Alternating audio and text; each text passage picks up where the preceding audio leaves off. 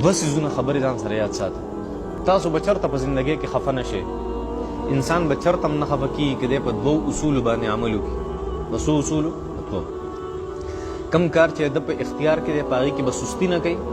کم کار چې د په اختیار کې دی په هغې کې به سستي نه کوي. کم کار چې د په اختیار کې نه دی په هغې باندې به خفګان نه کوي. ځکه که کم کار ستا په اختیار کې دی او په هغې کې ته سستي کې ناکامه کېږي، او کم کار چې ستا د وس نه او ستا د اختیار نه بار دی په هغې کې ته سم نشي کولی، د خفګان پکې ضرورت شته نشته. پکې د انسان پلار دی مړ شو، دی را سر دی دیوال ته وي، دی څه کولی شي؟ دی 41 ورځې جاړي، څه کولی شي؟ څه هم نشي کولی.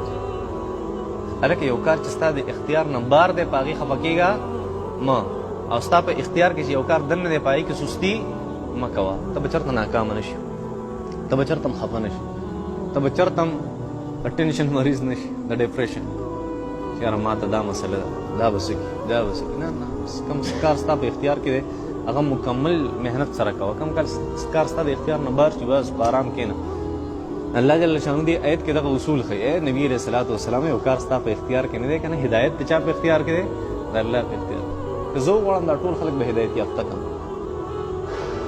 خو چې ما نه ده غوښتې نبي علیه الصلاۃ والسلام ته سم نشي کولی په دې کې. چا ته هدایت خو نشي نصیبه کولی. دا د الله جل شانو کار دی.